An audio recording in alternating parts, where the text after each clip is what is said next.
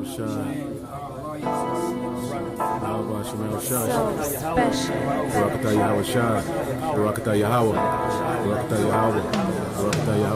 whatsoever you shall ask in my name, that will I do, that the Father may be glorified in the Son. If you shall ask anything in my name, I will do it. If ye love me, keep my commandments.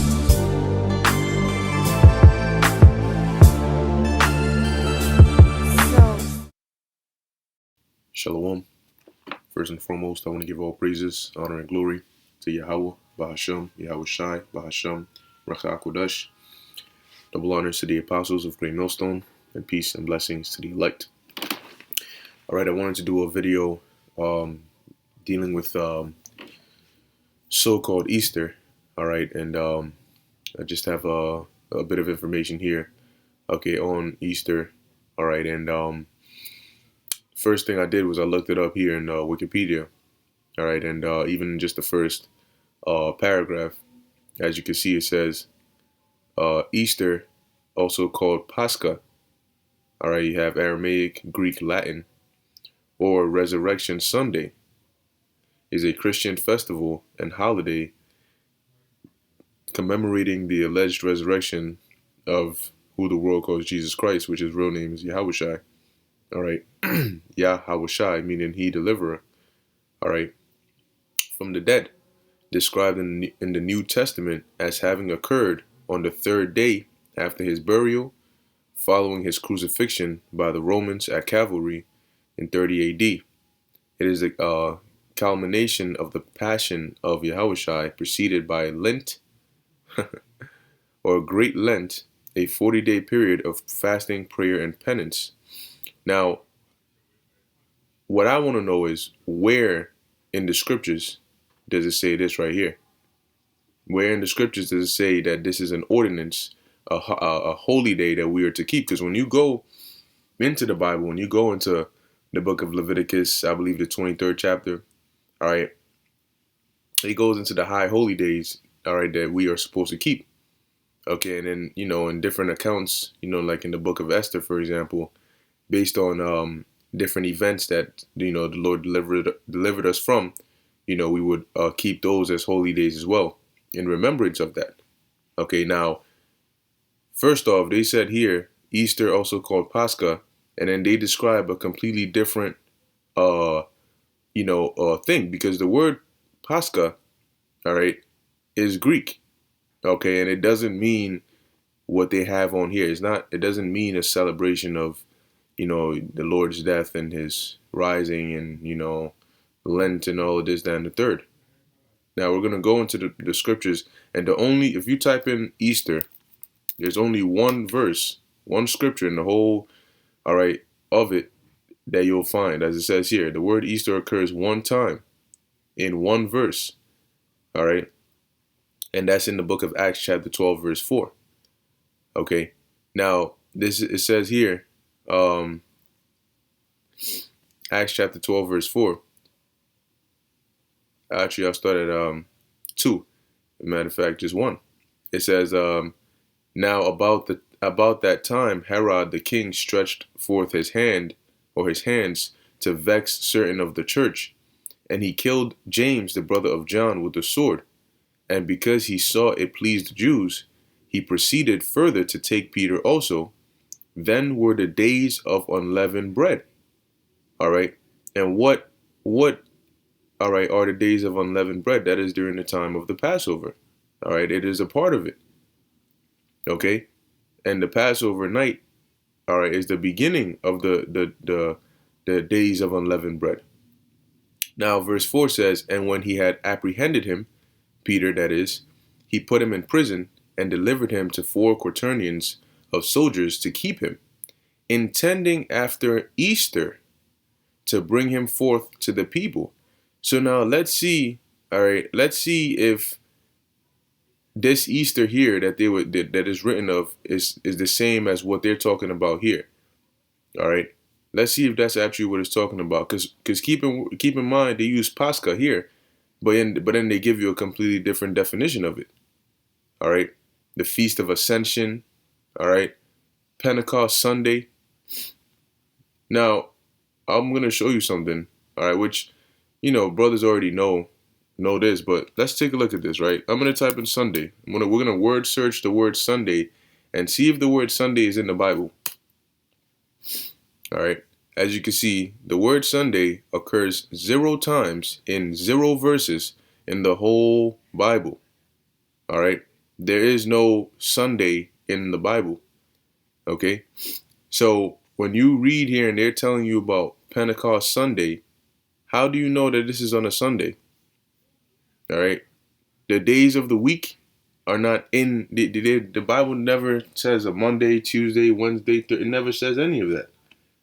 But then you turn around and say, oh, well, it says that the 6th day or the 7th day.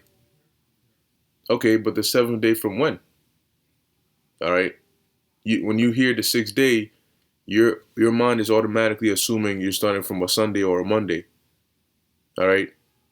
But that's not how time was told. Okay. So now going back here, we're going to look up the word Easter in Acts 12:4. All right. And remember, we're going to the Greek, right? As they had the Greek word there. So when you go to the word Easter or Easter, what is that? Pascha, right there, Pascha. All right. Easter, also called Pascha, right? Which is the Greek. Now they say, or Resurrection Sunday. When you say Pascha or Resurrection Sunday, that would mean that Easter can be called Pascha or Resurrection Sunday interchangeably. But that would mean that they would have to be the same thing. Pascha and Resurrection Sunday would have to be the same thing if you can use them interchangeably to refer to Easter. But Resurrection Sunday, all right, has nothing to do with Pascha. All right. Now they say it's a Christian festival and holy day or holiday commemorating the alleged resurrection of Yahushua from the dead. That is incorrect. That is not what Pascha is. All right. When you come here, let's look at the definition of the Greek. All right. It says here, the paschal sacrifice, which was accustomed to be offered for the people's deliverance of old from Egypt. What people were delivered from Egypt? All right. The nation of Israel. Okay. Boom. The paschal lamb, i.e. the lamb the Israelites were accustomed to slay and eat on the 14th day of the month Nisan, the first month of the year, or of their year, in memory of the day on which their fathers, preparing to depart from Egypt, were bidden by the Most High to slay and eat a lamb, and to sprinkle their doorposts with its blood, that the destroying angel, which the destroying angel was Yahushua. All right, you can read about that in Wisdom of Solomon. It says, seeking the blood, all right, might pass over their dwellings. Hamashiach, crucified, is likened, all right, likened to the slain paschal lamb. Then you have another one here. It says the paschal supper. Then it says here, the paschal feast, comma, the feast of the Passover, comma, extending from the 14th to the 20th day of the month Nisan. So Pascha, all right, is talking about the Passover. When you look up the root word where Pascha comes from, when you go to the Aramaic, all right, it's Pasach. That's a pa, that's a sa, and that's a ch. All right, Pasach, which means what? Passover. All right. So when you go back, all right, to the word Pascha, they have it here as meaning the day the Lord resurrected. That's incorrect. Resurrection Sunday, how does that even make sense? The scripture said he would be in the earth 3 days and 3 nights, right? Let's get that. 3 days. All right, Matthew 12:40. So it says, for as Jonas, which is talking about the prophet Jonah, was 3 days and 3 nights in the whale's belly, so shall the Son of Man be 3 days and 3 nights in the heart of the earth. So how does he die on Good Friday rises on Easter Sunday, and how is that 3 days? All right, that's not three, but even better, 3 days and 3 nights. Okay, now the way a day is really supposed to be counted is from sundown. All right, the day starts at evening. Okay, evening to evening. So even if you were to do both ways, right? If you were to go with how the days are actually supposed to be counted, Friday evening to Saturday evening is one day. Saturday evening to Sunday evening is another day. That's only 2 days. But let's check this out. If we were to go with the way people count days today, and they were to say, well, we'll just go with Friday, all right, and then Friday night. That's one. You have Saturday, all right, and then Saturday night. That's two. Then you have Sunday. He rolls on Sunday. Well, what about Sunday night? It says 3 days and 3 nights. So you got people running around all happy, and then you're gonna see those bunnies and Easter eggs. Now, where does that come in? You know, where does that come in? Bunnies don't lay eggs, number one. So how do you possibly relate bunnies and eggs to you're already going off as it is, all right? Resurrection Sunday and all this. Then where is that in the Bible? Where? Because you know what this is, as we're about to read here. All right, this is something that they put together. This whole Lent. Where's that at? All right, where's that at? Now, when you go to the time of the Holy Roman Empire, all right, dealing with Constantine, all right, and the ecumenical councils, you had like the Council of Nicaea, for example, all right, amongst different councils, as you can see, the First Council of Nicaea, all right, basically they set it up because there was a dispute between when to celebrate Easter and when to keep the Passover. And as we're about to read here, you're going to find out Easter, all right, is not a biblical holy day. All right. Now it says here, date of Easter. It says one of the earliest writings concerning Easter comes from Melito in 180 CE, who was the bishop of Sardis in western Turkey. He wrote a homily on the Pascha. Now we know what the Pascha is, all right? We should know what it is, which was delivered sometime between 160 and 170 CE. All right. It says Melito combined the traditions of Judaism with his education in Greek philosophy in his discussion of both the life of Yahushai and the understanding of Yahushai's role in the universe. With no central authority, one of the earliest disagreements was when to celebrate Easter. All right. Now they keep calling it Easter, but it really should be the Passover. All right, but as we're going to read, you'll find out these are two different things. All right. So it says, this is what came to be called the Quattrodeciman controversy, which is Latin for 14th. All right. Because I believe they called them Quattrodecimani, 14thers, because they will keep it on the 14th day of the first month. All right, at sundown, which is really the beginning of the 15th day. So it says, should the followers of Yahushai celebrate the event on the 14th of Nisan like the Jews, or should they have their own distinct practice? Now, here's the interesting part. What did Yahushai do? Did he not keep the Passover? So if the Lord himself kept the Passover, when would he have kept it? On the 14th day, right? At sundown, just as the scriptures commanded us to do, right? And did he not keep it with his disciples? So after Yahushua departed, would his disciples not have kept it on the same day? So why is there even a question whether the followers of the Messiah should keep keep it on the event, as they call it, on the 14th day, or on their own distinct practice? See, when you add that own distinct practice, you're now whatever you're doing is separate. All right, you don't get to choose when you want to keep the Passover. You keep it on the day the Lord set it up to be kept. All right, what is it? let's go to it. All right, Exodus 12. Or better yet, actually, let's go to Leviticus 23. All right, this is Leviticus chapter 23, verse 1. And the Lord spake unto Moses, saying, Speak unto the children of Israel, and say unto them, concerning the feasts of the Lord, which ye shall proclaim to be holy convocations, even these are my feasts. 6 days shall work be done, but the seventh day is a Sabbath of rest and holy convocation.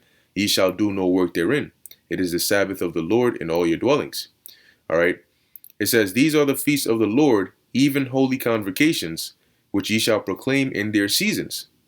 In the 14th day, you hear that? The Lord is telling Moses to tell the children of Israel, I'm telling you when you're going to keep this. All right. In the 14th day of the first month at even is the Lord's Passover. On the 15th day of the same month is the feast of unleavened bread. Don't get confused by this. The 14th day at evening is the beginning of the 15th day. All right. The ending of one day is the beginning of the next. So it's talking about that same time. That 14th day at evening is the beginning of the 15th day, which is the first day, all right, of the feast of unleavened bread. That's why we keep the Passover starting at sundown. And then it goes in and tells you 7 days must ye eat unleavened bread, and it goes on, so on and so forth. So when you come back here, what do you mean should they have their own distinct practice? That would mean that what? They're not going according to the scriptures. Right? So it says Melito proposed that the celebration should follow the Jewish practice of Passover on the 14th of Nisan. And what they did was they created a separation as if, quote unquote, Christians and Jews were different people when they were actually all Israelites. All right. Being a quote unquote Christian and being a quote unquote Jew are not different things. All right. That's like saying he's Muslim, but I'm black. What the hell do you mean? Muslim is not a nationality. So he can't be black and Muslim? All right? So-called black, that is, right? So they're saying, well, if they're Christian, they can't be a Jew. Hold up. Jew is a nationality. All right? Being an Israelite is a nationality. See, so they try to create that separation between, but in doing that, they created their own. See, that's why Easter is that it's not a biblical holiday or holy day. All right? Because the biblical holy day is Passover. These people celebrate Easter. That is different. All right. And you're going to see that difference here. So it says, Melito proposed that the celebration should follow the Jewish practice of Passover on the 14th of Nisan, which was apparently the practice in Asia province, modern day Turkey. This went against the teaching and practice in Alexandria and particularly Rome. Bishop Victor of Rome had refused to follow Jewish practices and tried to excommunicate those bishops who disagreed with him.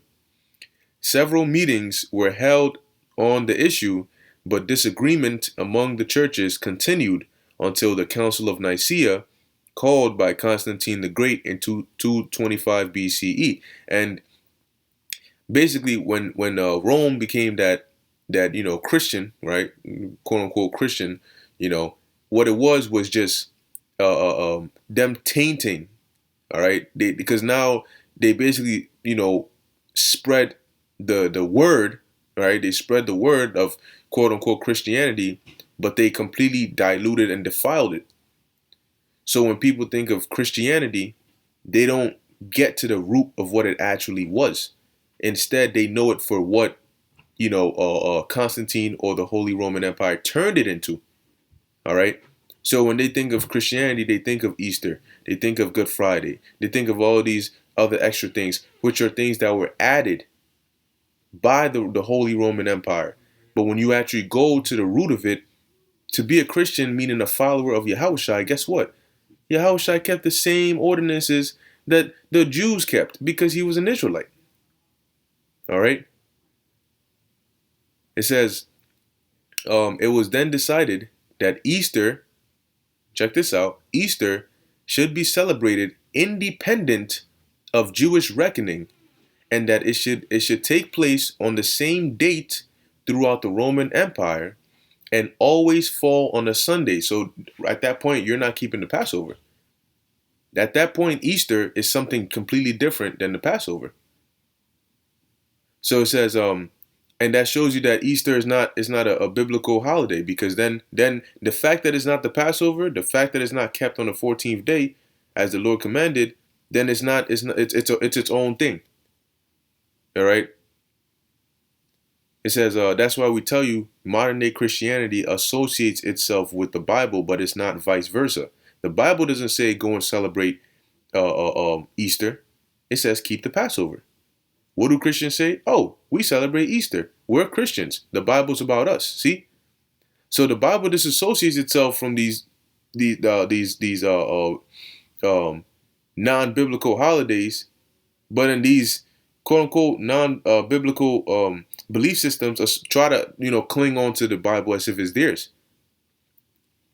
It says Constantine recommended that the church follow the practices in Rome and Alexandria. Okay, so now we know they said it should fall on a Sunday. It should always fall on a Sunday. That's going off because the 14th day, all right, of the first month is not always going to be on a Sunday, because it's based on a new moon, and a new moon could come in on any time. So it says, for millennia, Egyptians had followed a solar calendar. Oh, it gets even better. It says, which also observed the spring and fall equinoxes. It says this type of calculation was adopted by Julius Caesar for Rome, all right, in the 1st century BC. It took time and several conferences to establish conformity in the Roman Empire. Christian missionaries traveled to Britain and Ireland, encountering different calculations, and in 1582 CE, the Catholic Church in the West adopted the Gregorian calendar under the leadership of Pope Gregory. Let me confirm that. I believe it Exodus 10, 3, maybe 13, but let's see if that actually is. Yep, 13. Okay, so of Pope Gregory the 13th. Right, so now they adopted this Gregorian calendar under Pope Gregory the 13th. All right, it says this determined a solar year of 365 dates with adjustments made every 4 years. Ultimately, Western Christianity adopted and determined that Western Christianity adopted the determination, Salakia, that is utilized today. Easter is celebrated on the first Sunday after the first full moon, right? After the spring equinox, and so sometimes Easter coincides with the Jewish Passover and sometimes not. Many of Eastern Orthodox churches retain the Julian calendar, which determines a different date. So now you can see that there's a separation between what? Between Easter and between the Passover. Because there's strict instructions on what the Passover is, how you're supposed to keep the Passover, and when you're supposed to keep the Passover. Okay? So when you go and you talk about Easter, that's a different thing. Because as we're reading here, you're going into the Lord's resurrection, the Lord dying. And of course, we, during the time of the Passover, we remember what the Lord went through and so on and so forth. But there's no way in the scriptures that says we got to make that into Easter, Resurrection Sunday and Good Friday and then Lent, 40 days. Where's that at? Holy Week. Okay. This isn't, when you look up the word Easter in the Bible, there's only one definition that comes up, and that's Passover, like I showed you here. So, and that Passover has to be, just as we read in Leviticus 23, on the 14th day. So whatever Easter you guys are celebrating, or whatever Easter the world celebrates, that's not in the Bible. It's not biblical. All right. So now let's look up the word pagan. All right. You have the word pagan. All right. And we're just going to go straight down to the point.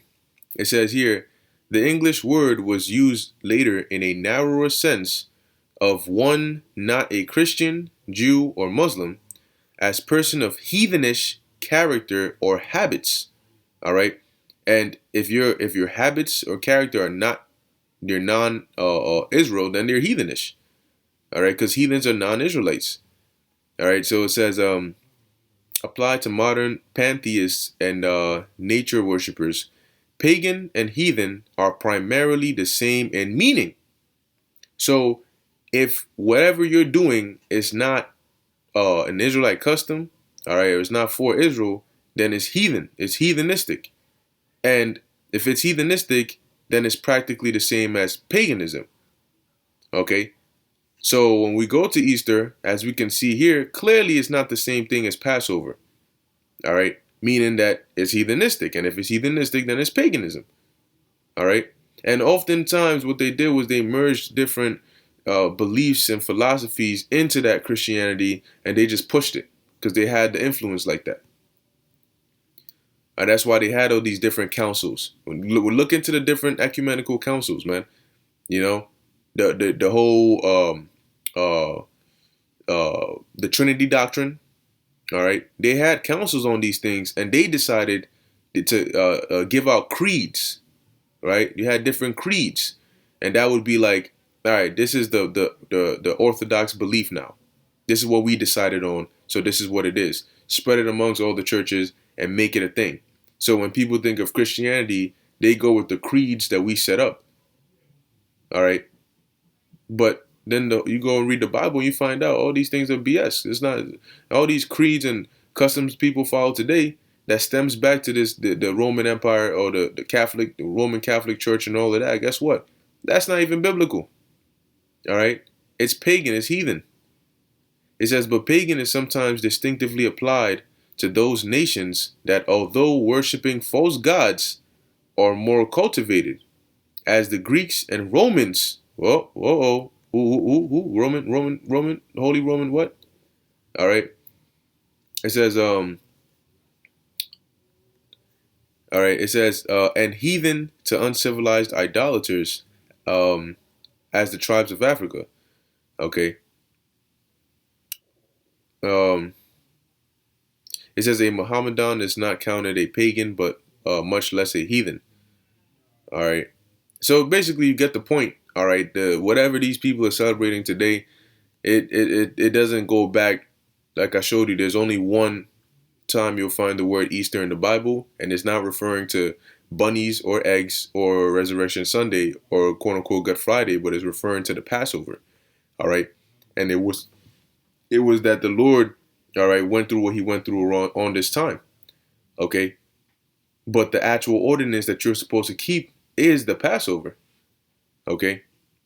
But anyway, with that, I'm going to end it here. Lord willing, you were edified. I want to give all praises, honor, and glory to Yahweh, Bahasham, Yahweh Shai, Bahasham, Rakak Wadash.